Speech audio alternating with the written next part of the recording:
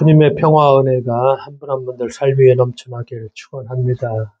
15일 동안 바울의 흔적이라고 해서 우리가 몰타, 크레타, 아테네 여행을 마치고, 여행이라는 것이 그렇죠. 15일 동안 다니면은 다른 사람을 통해서 자신이 발견되어집니다. 내가 어떤 사람인가. 잘 보이지만 내 누추한 모습도 보이고 내 비굴한 모습도 보이고, 나를 참 조금 돌아볼 수 있죠. 우리가 조금 더 우리를 좀 성찰하면서 조금 더 성숙해 갈 수 있는, 그렇죠. 그런 어떤 좋은 기회로 같이 삼아 가야 될 것입니다. 오늘 민수기의 본문 말씀을 읽었죠.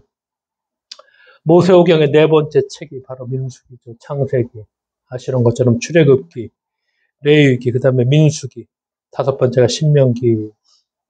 근데 이 민수기를 구약성서, 유대인들, 물론 유대인하고 우리하고 뭐 구약성서는 같지만 이름은, 성서 이름은 조금씩 차이가 있습니다. 왜냐하면은 유대인들은 민수기를 그 제목이 뭐냐, 광야에서 여정, 이렇게 제목이 되어 있지만 우리는 민수기, 백성들의 숫자, 백성 문자 숫자, 백성들 인구, 거기에 중점을 뒀습니다. 그러면 왜 이렇게 제목이 다르게 되었느냐? 구약성서를 그리스 말로 번역을 하는데 최초의 번역이 이제 70인역이라는 것이 있습니다. 그러면 왜 히브리어로 된 구약성경을 그리스 말로 번역을 하느냐? 이집트의 도시 지중해 알렉산드리아라는 도시가 있죠. 거기에 유대인들이 많이 디아스포라, 자기네 나라가 바벨론에 쳐들어오니까 나라가 망해버리니까 그쪽으로 상당히 많은 사람이 다른 쪽으로도 갔지만 알렉산드리아에 가서 많이 거주했습니다. 근데 이제 시간이 지나니까 유대인들이 자기네라는 말을 잘 잊어버려요. 물론 알렉산드리아만 있었던 유대인들만이 아니라 다른 지중해 지역, 그 지역에 흩어져 살았던 유대인들이 자기네라는 말을 잃어버리고, 그 당시에 물론 로마의 세계였지만 아시는 것처럼 그 문화라는 거, 모든 것은 그리스가 지배했죠. 그러니까 그리스 말이 뭐 공용어로 쓰일 만큼 사람들은 다 그리스 말을 하고 살았죠. 그러니까 자기네 나라 말을 제대로 하지 못하는 흩어져 있는 유대인들을 위해서 그리스 말로 최초로 번역한 것이 70인역입니다. 그러니까 뭐 12명의 장로들이 12지파에서 모여서 70여 명이 나중에 뭐 70인역이 되었다, 이런 얘기도 하는데, 하여간 이렇게 그리스 말로 번역을 합니다. 근데 우리는 이제 그 그리스 말로 된 그 성경의 제목은 이렇게 민수기, 백성들의 숫자, 두 번째 인구조사에 초점을 맞춰서 민수기 이렇게 제목을 달았습니다. 근데 예수님께서 이제 우리가 성경에 보면은 구약성경을 인용할 적에, 그러면은 예수님이 인용한 구약성경은 뭐냐? 바로 이 70인역을 이용했습니다. 초대교회 그리스도인들이 바로 이 70인역 구약성서를 사용했죠. 유대인들은 지금 이 성경을 사용 안 하고 마소라라는, 예를 들어서 히브리인들이 갖고 있는 성경은 마소라라는 번역, 마소라라고 합니다. 그들이 갖고 있는 구약성경을. 우리나라 나중에 학자들이 마소라 번역을 통해 가지고서 그 유대인들이 갖고 있는 그 성경을 통해서 우리말로 번역을 했습니다. 그런데 제목만큼은 그대로 70인역의 제목을 따와서 우리가 민수기, 오히려 광야에서 하면 훨씬 더 이게 의미가 있을 텐데 민수기라고 이렇게 제목을 달았습니다. 70인역은 민수기를 두 부분으로 나눕니다. 1장에서 25장까지는 9세대들인데 이거 반역하는 사람들이고, 26장에서 마지막 36장까지를 희망이 보이는 어떤 신세대, 이렇게 이제 나누어서 그렇게 주제를 좀 정해서 성경을 번역해낸다고 한다면은 히브리어 성경 마소라는 세 부분으로 나누어서 광야에서 하면서 삶의 자리에 초점을 맞추어서, 예를 들어 첫 번째 1장 1절에서 10장 10절까지는 시나이 광야, 시내에서 여정을 준비하는 과정. 두 번째는 10장 11절에서 21장까지 시나이에서 이제 모압까지 들어가는 그런 과정. 그리고 마지막 세 번째가 22장에서 36장까지는 이제 모압에서 이제 마지막으로 가나안 진입을 준비하는 그런 과정으로 이렇게 구분을 하고 있죠.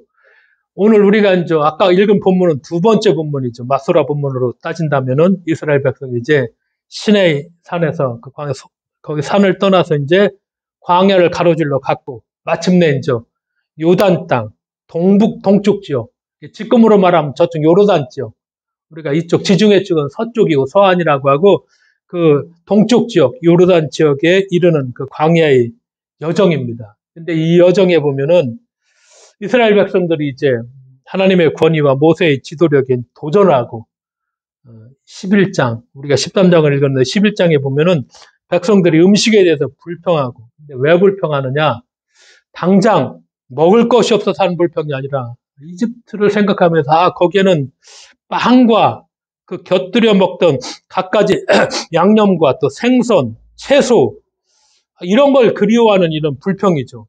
당연히 광야는 그런 음식을 광야에서 만약에 그런 음식을 먹겠다는 것은 이건 단순한 불평이 아니라 억지, 생떼를 쓰고 있는 그런 모습을 그려주고 있죠. 그 다음에 모세가 이제 다시 결혼하죠. 십보라가 돌아가셨겠죠 아마. 그래서 구스 여인이죠. 구스는 어디 사람이냐? 에티오피아 사람입니다. 구스 여인을 아내로 맞이하였을 적에 누나, 여동생이죠. 누이 미리암과 형 아론이 모세의 지도력에 도전하죠. 우리가 선민이고 하나님의 백성이 되겠다. 이제 이방인하고 결혼해서 안 되고 뭐 이런 계약까지 체결했는데 이방 여인 구스하고 결혼하죠. 근데 왜 성경은 이것을 이렇게 기록해 놓고 있는가?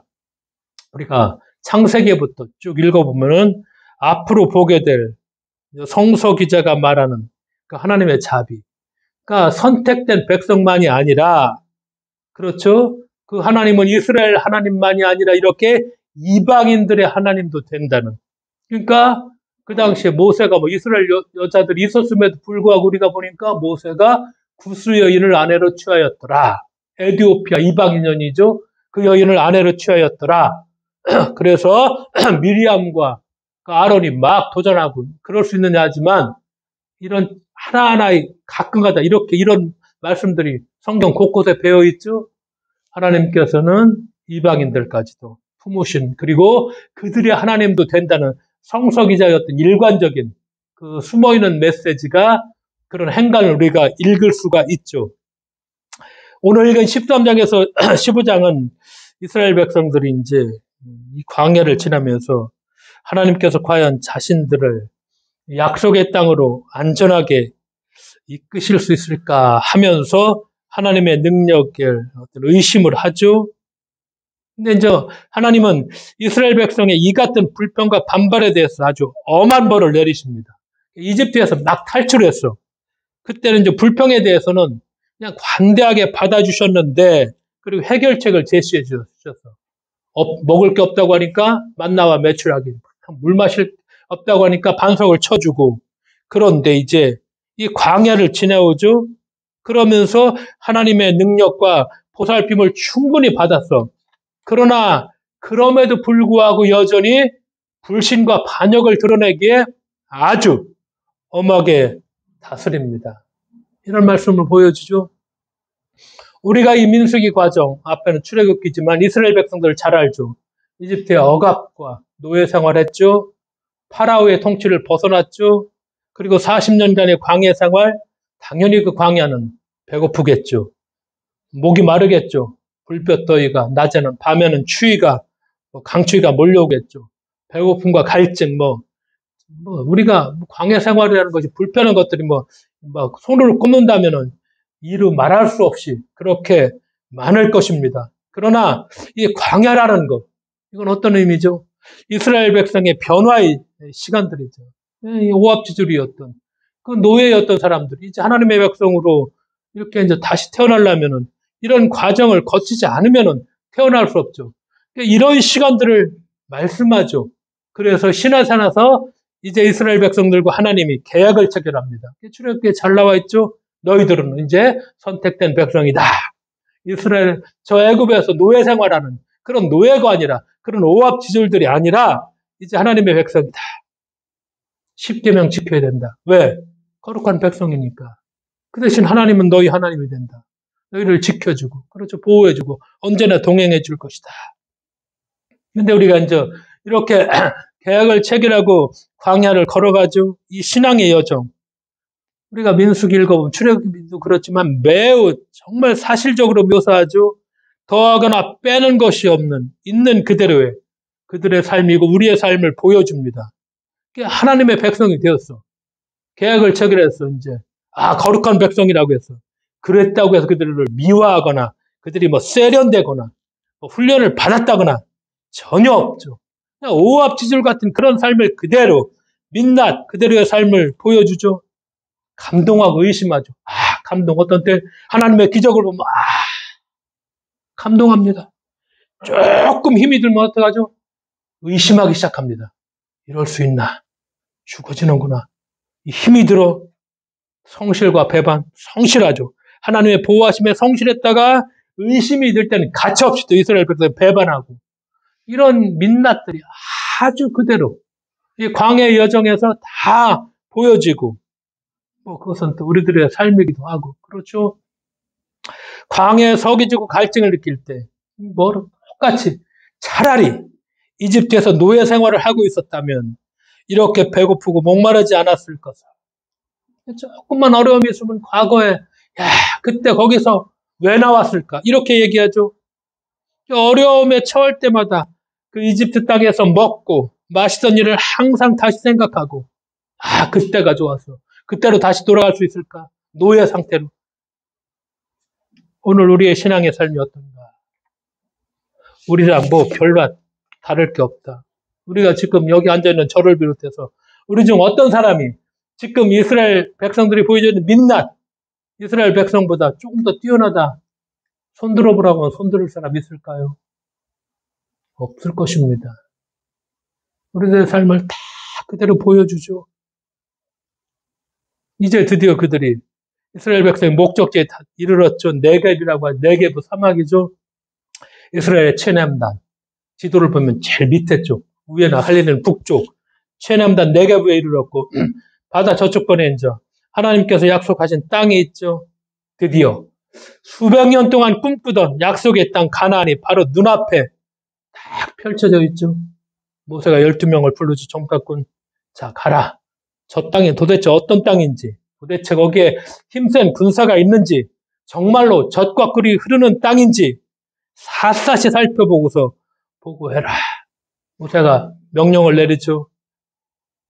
우리가 이 모세의 명령을 통해서 하나 눈여겨볼 것이 있습니다. 모세가 뭐라고 얘기하느냐? 모세는 약속의 땅에서 나오는 실과 과일을 가져오라고 명령합니다. 아까 본문에 그 말씀이 분명히 나오죠. 그러니까 백성들은 볼 수 있는 표징이 필요하죠. 정탐꾼들이 풍요로움의 표시로 젖과 꿀이 그런 젖과 꿀을 가져오기를 희망을 합니다. 근데 우리가 여기서 조금 더 깊이 생각해 볼 문제가 있죠. 젖과 꿀. 젖과 꿀이 흐르는 땅이고 그러면 거기에 젖과 꿀이 풍성할 것이고 그래 그들이 젖과 꿀을 가져올 것이고 그런데 가나안 땅은 어떤 땅이죠? 농경지입니다. 당연히 그곳에는 젖과 꿀 이게 좀 별로 없죠. 왜? 농경지는 곡식과 포도주가 자라는 땅이죠.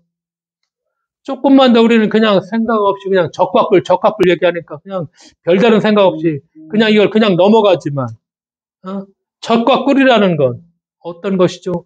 이스라엘 백성들이 오랫동안 지내야선 광야에서 이 젖과 꿀을 얻을 수 있습니다. 유목민들 그들은 가축에서 나오는 우유를 마시며 살고 가끔은 초원에서 들꿀을 맛보기도 하죠. 지금도 이스라엘 2019년 가봐서 알죠. 우리가 쭉 가면 사막에 누가 있죠? 베두인들이 있습니다. 그들은 뭘 키우죠? 염소나 양 키우죠. 거기에서 나오는 젖을 먹고 살죠. 그게 바로 젖입니다. 이게 바로 젖이죠. 그리고 꿀은 들꿀이죠. 초원에서 가끔 들꿀을 맛보기도 합니다. 근데 이스라엘 백성들이 이렇게 살았죠, 다. 근데 이 젖과 꿀이 모질라서 항상 부족했어. 그러니까 이것이 정말 풍부한, 이것이 막 흘렀으면 좋겠는데 부족해서 광야의 삶은. 그러니까 이 젖과 꿀이 아주 흘러 넘치는 그런 땅, 가나안을 얘기하죠. 이 광야에서 보니까 이걸 좀 더 많이 먹어야 되는데 늘 부족해. 그러니까 가나안을 어떻게 묘사하죠? 적과 꿀이 막 풍성하게 흐르는 그 땅. 그렇게 얘기하고 그렇게 생각을 합니다. 그래서 이스라엘 백성들은 저 가나안 땅에 많은 적과 꿀이 있으리라 이렇게 생각했죠.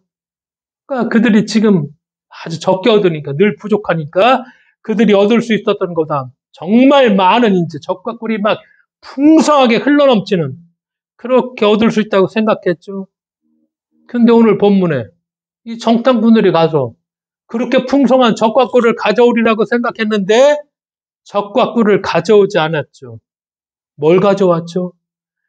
정탐꾼들은 이스라엘 백성이 미래에 먹을 열매를 가져왔습니다. 아주 풍성하게 두 사람이 들 정도로 포도송이가 너무 얼마나 컸는지는 모르지만 그렇게 묘사를 해줘. 이걸 잘 읽어보자는 것입니다. 하나님의 약속의 실현을 이렇게 상징적으로 표현합니다. 두 남자가 들어야 할 정도로 큰 포도송이를 가져왔죠. 가나안의 전형적인 열매죠.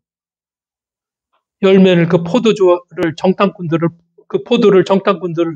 곡식도 이렇게 같이 가져오고 있죠. 정탐꾼들이 가져온 열매, 그 다음에 젖과 꿀을 이걸 한번 우리가 좀 더 생각해 보자는 것입니다. 젖과 꿀은 뭐죠? 요리하지 않은 채 그냥 있는 그대로 직접 다 마실 수 있어. 뭐 그렇죠. 우리가 요리하는데 이거 뭐 요리해서 안 먹죠. 뭐 그냥 입으로 잘 흘러 들어가죠. 이게 어떤 음식입니까? 갓난아기의 음식이죠. 근데 포도주, 만약에 포도주를 만든다. 이건 뭘로 만들죠? 포도송이로 만듭니다. 포도주가 되어서 이제 포도송이가 보통 뭐 우리가 와인이 유럽에서는 그게 아주 일반적인 어떤 음료라고도 생각할 수 있죠.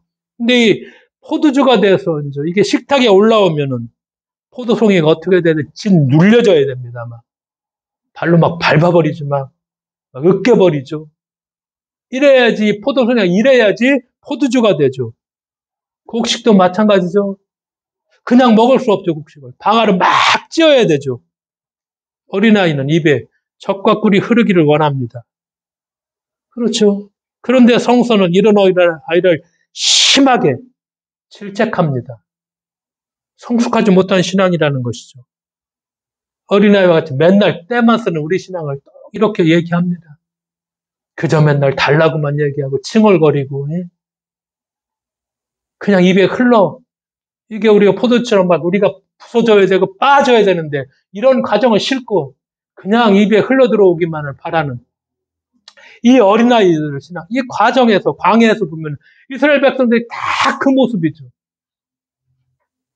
조금만 힘들면 징징거리고 못 살겠다고 하고 다시 돌아가자고 얘기하고 으깨질 생각 안 하고 빠질 생각 안 하죠.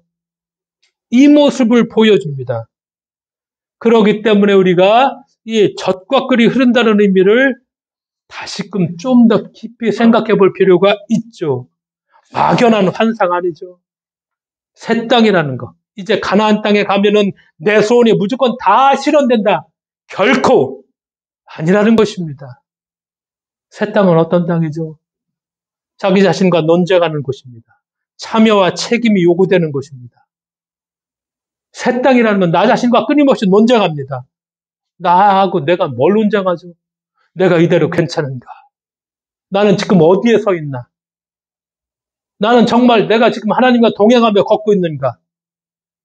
내 욕심을 하나님의 뜻이라고 막 합리화하면서 내가 그렇게 살아가고 있지 않나? 끊임없이 나 자신과 논쟁해야지 우리의 신앙이 성장해가고 그냥 이거 논쟁하는 걸 멈춰버리면 우리의 신앙은 다 굳어버립니다. 화석이 되어버리죠. 누구 말대로 정말 단단한 화석이 돼서 더 이상 변화하기를 거부해버리고. 그렇죠. 성경에 보니까 새 땅은 두 사람이 짊어지고 가야 할 정도로 큰 포도송이를 수확할 수 있는 그런 곳이죠. 지금까지 이런 포도송이를 수확한 적이 이런 걸 없죠, 이스라엘 백성들이. 그러니까 더 이보다 새 땅이라는 것도 어떤 방법으로 드러낼 수 있는가? 정말 우리가 가야 할 그런 약속의 땅이죠. 그런 땅입니다. 그런데 그 약속의 땅을 가야 되는데 이스라엘 백성들의 태도를 잘 살펴보면은 어떤 모습 발견되죠? 이렇게 큰 미래의 먹거리, 정말 하나님의 약속이 실현된 그 포도송이를 보여주는데 이 포도송이를 진지하게 받아들이지 않습니다. 아무도 그 포도송이를 반가워하지 않고 관심도 없고 대신에 반대로 어떤 태도를 보이죠? 약속의 땅에 들어가는 것이 얼마나 어려운 일인가 이 생각만 하고 있죠. 하나님은 표징으로서 그 두 사람이 들 정도로 정말 거대한 포도송이를 낑낑거리며 이걸 보여주는데 관심도 없어 이건. 이거 보지도 않아. 그리고 저 땅에 들어가면 다른 정탐꾼들이 막 거기에 뭐 안악 자손이 살고 거기에 보니까 뭐 거기에 관심이 있었고 그것만 저 땅에 들어가는 거 이제 힘들겠구나. 이런 생각만 하죠. 정탐꾼이 전해주는 나쁜 소식만 그것만 잘 듣죠. 거기에 누가 있어? 키가 장대한 사람들만 있다는 거야. 그러니까 위협적인 그런 소식에 나에게 닥칠 그런 위험만을 그것만 생각하고 있죠. 이런 부정적인 생각은 이스라엘 백성들의 마음을 서서히 갉아먹습니다. 그리고 어떻게 생각하죠? 우리는 그들을 물리칠 수 없다. 우리는 그 땅에 들어가지 못한다.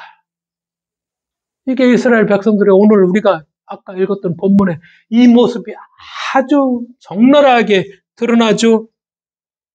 모든 상황을 다 어둡게 보죠. 그리고 트집 잡는 사람들의 그 말만 쏙쏙 그 말만 잘 듣죠. 그 결과 약속의 땅이 어떻게 됐죠? 하나님이 말씀하신 적과 꿀이라는 그 거대한 포도송이를 상징적으로 보여주는 이제 그 땅을 가서 살아야 되는데 약속의 땅, 그 약속의 땅이 그들을 살리는 땅이 아니라 이제 그 약속의 땅은 죽임을 당하는 땅으로 이스라엘 백성 이렇게 생각을 해버리고 말 잔뜩 다 겁을 먹어. 자기의 자의식이 아주 최저 수준으로 떨어져 버려. 스스로 아주 자기를 작게 여기고 이제 무언가를 할 수 있는 능력은 아예 꿈도 꾸지 못해. 이런 현실을 적나라하게 보여주죠. 그럼 이 성서 말씀을 통해서 아주 오래전의 이야기죠. 이스라엘 백성들, 모세, 정탐꾼들 이 상황들 우리 머릿속에 다 상상이 되죠. 그럼 이 아주 오래전의 이야기 오늘의 현실에 우리가 이걸 가지고 보자는 것입니다. 뭘 본가? 우리가 더 나은 교회를 만들어야 되겠다. 더 나은 세상을 좀 우리가 만들고 싶다. 나 참여하고 싶다고 말한다. 그런데 그렇게 생각만 할 뿐 실제로 행동하지 않는다는 것입니다. 그리고 어떻게 생각합니까? 자신의 과거에 그냥 연연히 하고 못마땅히 하고 거기에 그냥 머물러 버리죠. 그리고 자신을 무력하게 생각하죠. 내가 무엇을 할 수 있나? 스스로 한탄합니다. 그리고 요리조리 자신을 다 합리화시켜 버립니다. 행동하지 않고 그냥 쉽게 기도나 하지.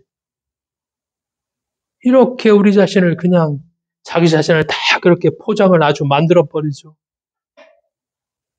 약속의 땅 가나안 여기에 들어가야 되는데 이스라엘 백성이 이제 위협에 처해 있죠. 겁을 먹고 움츠리고 포기하고 다 도망갈 생각만 하죠. 우리의 신앙에 큰 위협에 빠져 있죠. 현실에 우리들의 신앙. 이 위기의 진달이 무엇입니까? 관심이 없다는 것이죠. 시들해 있다는 것이죠. 그냥 익숙함에 길들여져 있다는 것입니다. 이제 우리는 불편한 것 싫다는 것입니다. 있는 그대로의 세상과 적당히 타협하며 그렇게 살자는 것이죠. 그러니까 가장 정확한 위기의 표현은 체념입니다. 체념. 체념하면서 어떻게 안주한다는 것이죠. 우리가 그러진 않았나. 체념하면서 그냥 안주하며 그냥 그렇게 적당히 합리화시고 타협하며 살고 있는 거 아닌가. 이 말씀을 아주 수천 년 된 이스라엘 백성들이 이 말씀은 오늘의 현실에 우리를 이렇게 돌아보게 만들죠. 오늘 보면 이스라엘 백성들 자기네들은 아무런 행동 없이 장밋빛 같은 삶을 꿈꾸고 삶을 그렇게 꿈꾸면서 더 나은 미래를 기대한다는 거 망상입니다. 있을 수 없죠. 안 되죠. 변화되어야 한다고 말만 들어놓고 아무런 행동이 없다면 우리가 절대 변화될 수 없죠. 그래서 이 약속의 땅이라는 거, 하나님이 약속하셨죠. 이 약속의 땅이라는 것은 그냥 가만히 있는데 그냥 나를 잘 데리고 난 아무런 행동도 하지 않는데 그냥 내 가만히 있는데 또 약속의 땅으로 나를 들여다 내가 그렇게 들어간다? 성서는 절대 아니라고 말하죠. 대가를 지불해야 된다고 말씀하죠. 상처 없이 쉽게 못 들어간다는 얘기죠. 그러니까 우리가 변화를 좀 더 나은 세상과 교회 이걸 만들어버리자. 이걸 좀 어떻게 해보자. 그냥 이루어지지 않는다는 것이죠. 기도만 해서 이루어지지 않죠. 행동하지 않으면 소용없죠. 우리가 대가를 지불할 때 상처를 입기도 하죠. 그런데 성경은 뭐라고 말씀하죠? 하나님이 함께 하신다는 것입니다. 하나님이 도와주신다는 것입니다. 한시도 하나님이 우리를 떠나지 않는다. 이것이 신앙이고 이것이 믿음입니다. 우리가 이 믿음을 갖고 오늘을 살고 있는가? 아주 오래전에 약속의 땅을 들어가려고 하는 머릿속으로 그려보면 지금 이스라엘 백성들이 막 다 그려지죠. 갖고 왔고 움츠리고 한쪽에서는 거기 안 돼 힘들어 네피림 같은 사람들이 있고 겁을 잔뜩 먹고 있고 그 머릿속에 오늘의 그 머릿속 그 얘기가 그냥 몇천 년 된 이야기로 끝나는 것이 아니라 이것이 우리의 세상, 더 나은 세상을 우리가 만들어야 돼. 하나님이 약속하셨어. 더 나은 교회를 우리 같이 만들어야 돼. 그런데 현실에 우리들 앞에 여러 가지 많은 일들, 우리를 겁먹게 하는 일들이 있죠. 이스라엘 백성이 그렇기 때문에 우리는 그냥 체념하고 안주하며 적당히 타협하며 사는 것. 이것에 이렇게 길들여져 있는 우리의 모습을 보여주죠. 예수님께서 하나님의 나라에 대해서 여러 차례 말씀하십니다. 근데 이제 구약성경에는 적과 꿀이 흐르는 이게 정말 수없이 많이 나오는데 예수님은 한 번도 하나님 나라에 대해서 말씀하실 적에 젖과 꿀에 대해서 말씀하시지 않으셨죠. 우리가 신약성경에 보면은 예수께서 가르쳐 주신 것은 하나님 나라의 표징은 뭐죠? 빵과 포도주입니다. 그렇게 말씀하시죠. 우리가 말씀드렸죠. 빵과 포도주라는 거 식탁에 오르기 위해서는 길고도 수고스러운 그런 노력이 요구되죠. 경험해봐서 우리가 알죠. 미리 잘 빻아져야 되죠. 반죽이 되어야 되죠. 그리고 그것이 잘 구워져야 되죠. 포도송이가 지하에서 막 발효가 돼서 한참 지나야지 뭐가 되죠? 포도주가 돼. 그렇게 해서 될 수가 있죠. 그러니까 우리는 빻아져야 되고 반죽되어서 부어져야 되고 지하 창고에서 발효되는 그런 수고를 우리가 감내내야지. 그런 용기와 결단을 가지고 오늘을 살아가야지. 우리가 예수를 따라가는 사람이다. 우리가 예수 믿는 사람이다. 우리가 그렇게 고백할 수 있죠. 입만 우리는 고백하죠. 갈렙이 오늘 본문에서 우리에게 메시지를 하나 주죠. 자, 올라갑시다. 갈렙이 하는 얘기죠. 자, 올라가서 점령합시다. 민수기 13장 30절이죠. 우리는 점령할 수 있고 할 수 있다. 갈렙이 그렇게 얘기합니다. 정말 신앙인다운. 그렇죠. 믿음이 어떤 사람인가? 믿음 있는 사람이 어떤 사람인가? 이걸 갈렙을 통해서 보여주겠죠. 걱정하고 움츠리고 벌벌 떨고 있는 이스라엘 백성들이. 자, 하나님이 함께 하시니까 올라갑시다. 우리는 할 수 있습니다. 하나님이 우리에게 힘을 주시죠. 그래서 우리가 할 수 있죠. 그러니까 뭐라고 말씀하시죠? 마지막까지도 두려워하지 말라. 내가 세상 끝날까지 너희와 정말 항상 끝까지 너희와 함께 하겠다. 이것이 우리들의 신앙입니다.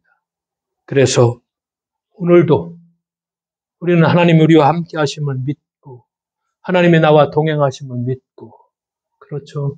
더 나은 교회를 위해서 더 나은 세상을 위해서 내가 할 수 있는 행동이 있다면 기꺼이 갈렙처럼 두려워하지 맙시다. 우리 해낼 수 있습니다. 우리 할 수 있습니다. 하나님이 함께 하십니다. 그런 신앙의 고백을 같이 할 수 있는, 갈렙의 신앙이 우리의 신앙임을 고백할 수 있는 그런 우리들이 되셔야만 하겠습니다. 기도하겠습니다. 하나님 아버지, 감사드립니다.